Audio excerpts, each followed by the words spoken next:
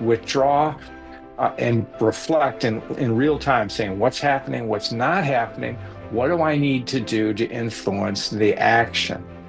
I have taught that mantra to many people, and it's a good thing for teams to do too. It's a reflection exercise. So what's happening? That's the diagnostic. What's not happening? Further diagnostic. So you can do it in staff meetings, that type of thing. Yeah. And so it's a form of reflection. Welcome to Season 5 of Manage Self, Lead Others with host Nina Sunday. This season, we're going deeper into AI, innovation, and the invisible patterns that shape how we lead. Each episode, bold thinkers join us to explore how to lead with intention, elevate team culture, and stay future ready. The future of leadership starts with the questions we ask. John Baldoni isn't just in the leadership game, he's rewriting how it's played with wisdom, grace, and a whole lot of heart. 15 books translated into 10 languages. His latest 16th book, Grace Under Pressure, Leading Through Change and Crisis. A Hall of Fame speaker. The accolades stack up, but that's not the only story. John's about the mess and the beauty of leadership, the kind you don't learn in an MBA class, the kind shaped in quiet moments after a tough call. And if you ever wanted to pick his brain at 3 a.m., now you can. He's built a chatbot trained on decades of his own insights. Oh, and he writes poetry, 3 books of it. Welcome, John Baldoni. It's a pleasure to be here, Nina. Thank you for this kind invitation. I look forward to our conversation. Yes, and I mean, I mentioned in the intro that you've written 16 books, and we're not necessarily going to talk immediately about your latest book, Grace Under Pressure, but we will talk about that. But I was interested, you sent me a few articles, and the one that piqued my interest was exploring the impact of AI and how thought leaders are using AI. And we've got a whole theme this season on how do companies embed innovation in their culture. So have you got any thoughts on that, please, John? Well, it's actually a topic I've written about. In a way, I think, a couple of chapters of books, and I've written about it and talked to executives. Here's a little heads up. Before you innovate, first thing you have to do is drive fear out of the organization. I learned that from a wonderful executive, Rich Sheridan, of a company called Menlo Innovations. Rich runs a software development firm. And when people are fearful, they're not going to put their heads up or raise their hands. That's step 2. Step 1. Step 2 is to take things off. Before you ask people to do something, take something away. Take a task away and challenge them to come up with, what can we stop doing? Now, the first time you ask that question, people are going to say, are you trying to get rid of me or my team or whatever? And you have to make it safe, have a relationship where people trust that.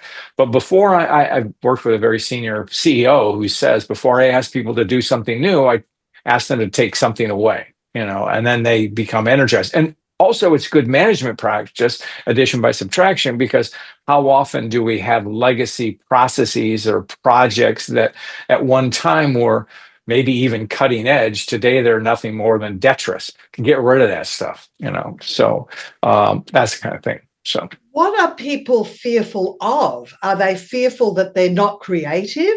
Are they fearful that they'll be judged? What is it? No, they're fear in the sense of saying the wrong thing, because they're in a culture where they're not, as Amy Edmondson has taught us, they're not psychologically safe. And so when they're asked for new ideas, it's a foreign concept. And so it's better to say nothing than to venture something, because if I say something which is my boss doesn't like, then I may lose my head. So it's better to say nothing. So that's the fear. So that it's really up to the leader to drive psychological safety and actually be congruent. Because if they're holding back and they're not being vulnerable and they're not revealing who they are, well, people will follow that subconscious or invisible norm, right, if you know what I mean. Right. Well, I like to say that innovation is applied creativity. So we all have ideas. Now, our creativity, our innovative ideas, it doesn't mean you have to come up with the next big I, whatever the I is. And it's more or less eliminating taking a step out of a process, eliminating an offering. There, again, addition by subtraction. Those kinds of things can be innovative, or maybe sometimes you just turn the whole process upside down. So a process too is to, at the next staff meeting, say, hey, come prepared to talk about what we can stop doing so that we can prepare ourselves to do something, and make sure people understand this is not an underhanded way to get rid of people. It's a way of preparing ourselves for the new future, and come with some ideas about what we could do better or differently. So that's the kind of thing. Yeah, and it's people assuming that you'll keep doing what you're doing the same way you've always been doing it. And so stopping something is really key to productivity and innovation. Right. Yeah.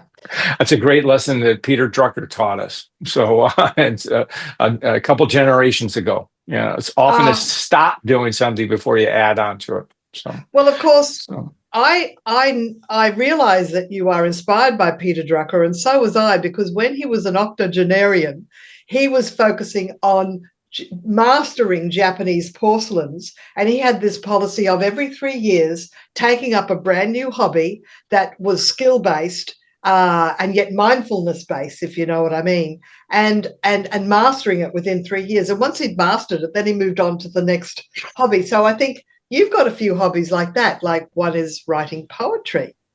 I'm engaged with the idea of writing poetry because it's a way to cut to the quick, but it's all and distill an idea quickly with the hope that it's creative. And sometimes it's whimsy, sometimes it's always observational, but it's always that kind of a perspective. Hey, look at this, and here's what we can learn. I'm also recently, I played piano as a child, but abandoned it. I promised myself to practice every day, and I'm pretty faithful to it. But recently, and so I went back, I'm taking piano lessons again after playing again after a dozen years. I've now joined a band, which is a totally different experience for me, because when you're a pianist, if you're either often a soloist, so it's your own gig, you do your own show. When you're in an ensemble, most often the pianist, the keyboard player, is very much in the background. So I'm an accompanist, or as the new word in music is they don't say accompanist, it's collaborationist. But anyway, yeah. So your last book, Grace Under Pressure, it really talks about, well, to me, I understand it as having composure and poise when things are maybe chaotic or volatile. And what are the qualities that leaders really need to demonstrate to have that calm amidst the storm? Well, I think it's a strong belief in one's ability, but also a sense of humility that I alone cannot do it. I need the help of my others around me, and making sure they know that and calling upon them to contribute. So I've expanded the idea of grace under pressure, or even just grace, as it is, first of all, the connection. And that's what we're all looking for. We all want to belong to something greater than ourselves. It can be a one-to-one connection with me and a friend, or you and a whatever colleague. And then the next thing is candor. Be honest with one another, create that. The next one is committing to the organization, committing to the project. Cheerlead, be there for other people, cheer them on to help them.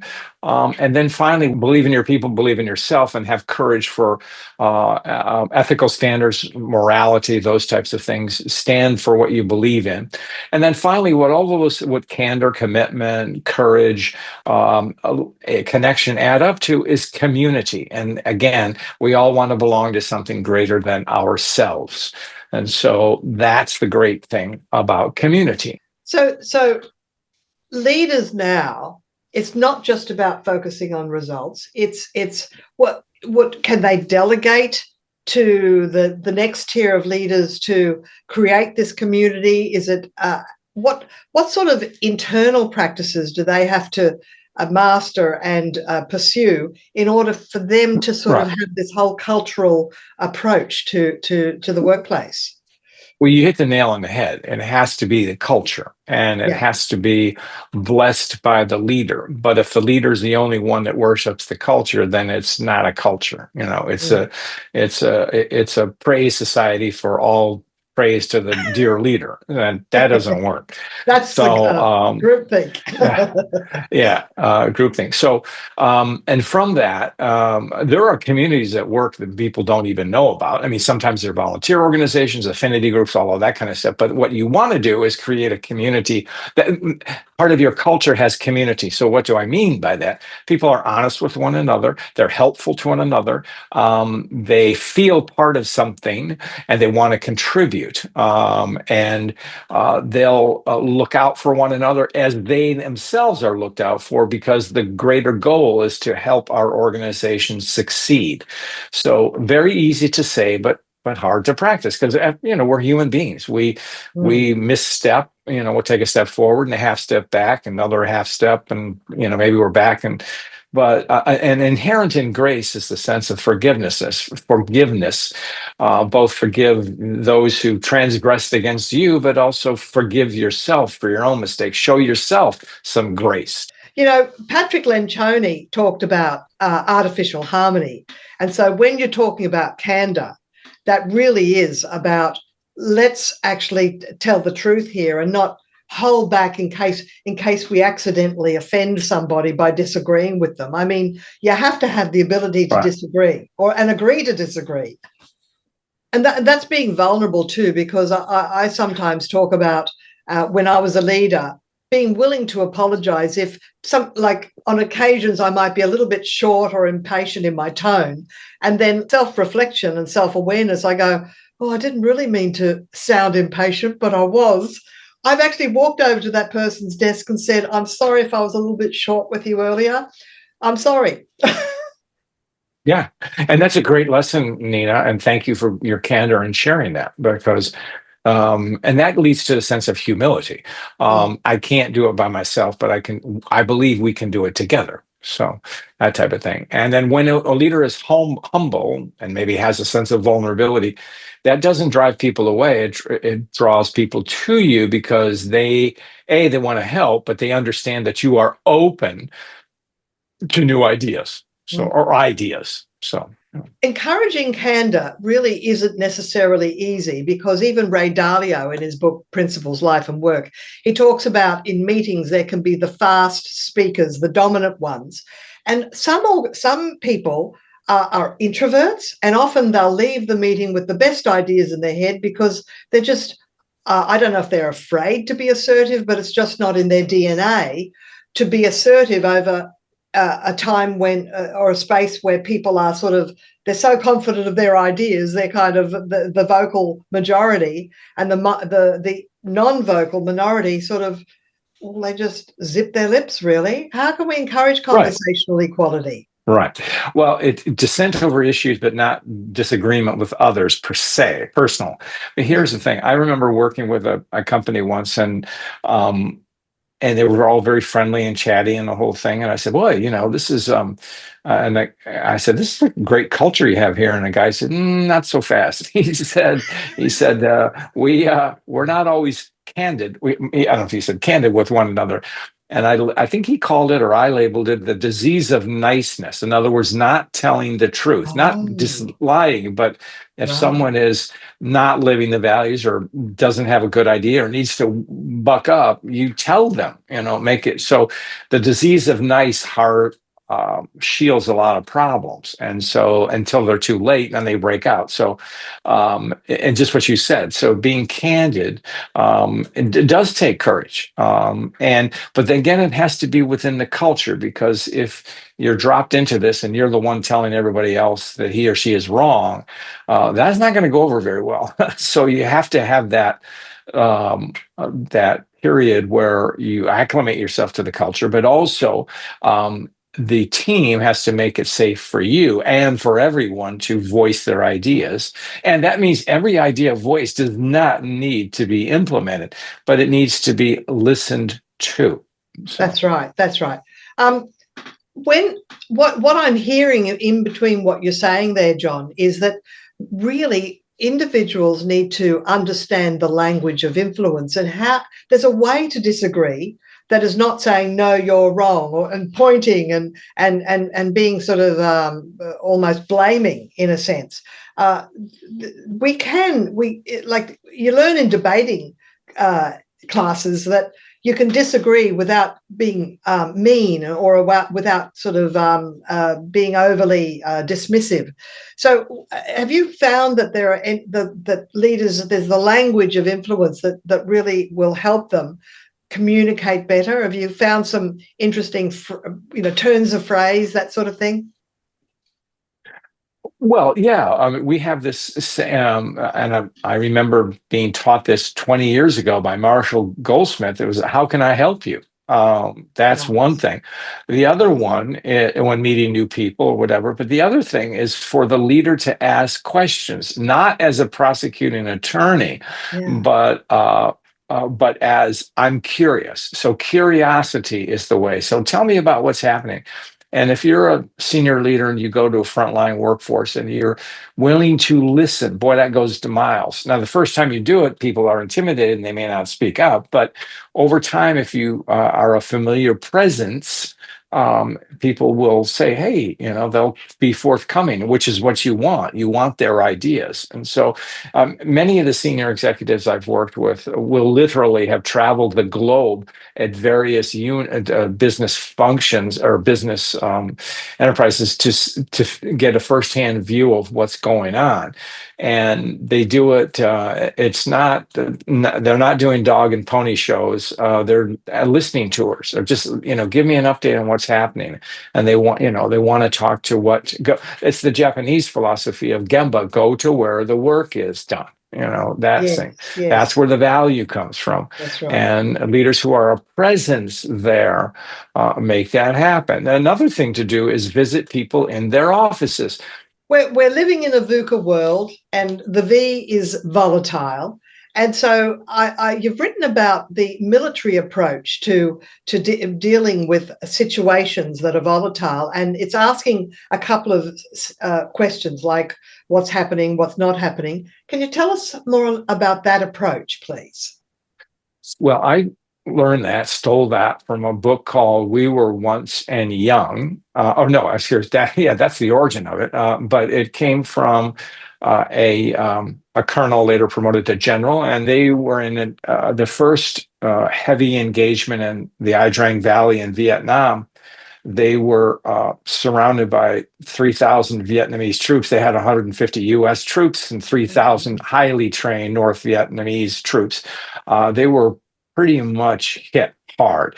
But through it all, this colonel was seen to withdraw and reflect in real time, saying, what's happening, what's not happening, what do I need to do to influence the action? I have taught that mantra to many people, and it's a good thing for teams to do too. It's a reflection exercise. So what's happening? That's the diagnostic. What's not happening? Further diagnostic. And then what do you need to do? Me need to do to make a difference. So those types of things. And that's a team exercise, so you can do it in staff meetings, that type of thing. Yeah. And so it's a form of reflection. And again, I've learned reflection. A great Skip LaFoe, who was a General Motors executive who ran the automotive division here in the U.S. called Saturn, which is sadly no longer around, but he always talked about making time for reflection. And reflection can sometimes be it can be in a group with a trusted associate, so it's back and forth. That's a way of taking a step back and seeing what's happening, because we all need to take stock of the situation, especially, as you said, in a volatile, highly changing environment. So. And I love the fact that you're suggesting that we need to look at the white space, the space between the words. We seem to look at the words, what's being said, but then to ask what's not happening. It requires a great deal of critical analysis, which in some respects is becoming less common these days. Yeah, as you said, what's the influence? Where are the real paths to power and influence? So and people it's called political savvy, knowing how to pull the levers or whom to influence to make things happen. Yeah. Yes, I see that sometimes. I go into Zoom meetings sometimes where we're asking questions of our peers, and occasionally there's one person that says, well, that particular idea, and it will just have this whole big picture approach to. So we were so caught up in the day to day that some people can come in and just say, well, we're actually looking at 3 different areas here, and just give us this whole big picture awareness. And that's akin to what's not happening, where, what's behind the here and now, what's the impulse behind it. And let's see if we can analyze that. Look, this is a fascinating conversation. I hate to draw it to a close, but we're running out of time. You are just amazing with your knowledge and your just ability to convey that to the listening audience. Thank you so much, John Baldoni. Well, Nina, you're a terrific interviewer. You made it easy for me, and I'm grateful to be on your show. And thank you very much for inviting me. It's my pleasure. Thank you so much. All the best. This episode, we've been speaking with John Baldoni on the Manage Self, Lead Others podcast. My name is Nina Sunday, and until next time, make sure you tell somebody about the podcast, because Million Podcasts has now placed us in the top 10 leadership development podcasts. So we're getting known, we're getting well known, and watch out for my book, Manage Self, Lead Others, Constructive Conversations, True Self-Leadership and Culture You Can't Fake. The book is up on Amazon right now, and it's my top 50 episodes dealing with those topics of difficult conversations and showing appreciation from the first 4 seasons. We're now in season 5, and this is my passion, this is my love, and I love making the new friends of all the experts that I get to have conversations with. Life is a journey, life is a blast, and until next time, bye for now. Manage Self, Lead Others has launched the book. It's available on Amazon in paperback and Kindle. Not just a collection of transcripts, Nina Sunday adds her own reflections about each guest conversation. Plus, you might like to join Nina on her Substack channel, ninasunday.substack.com, for candid, behind-the-scenes conversations with 2 sharp AI hosts who riff, question, and bounce around ideas sparked by the published podcast episode. And if you're looking for a conference speaker or workshop facilitator who can up-level your team in Australia or around the world, visit brainpowertraining.com.au or ninasunday.com. Until you tune in next time. This podcast is a part of the C-Suite Radio Network. For more top business podcasts, visit c-suiteradio.com.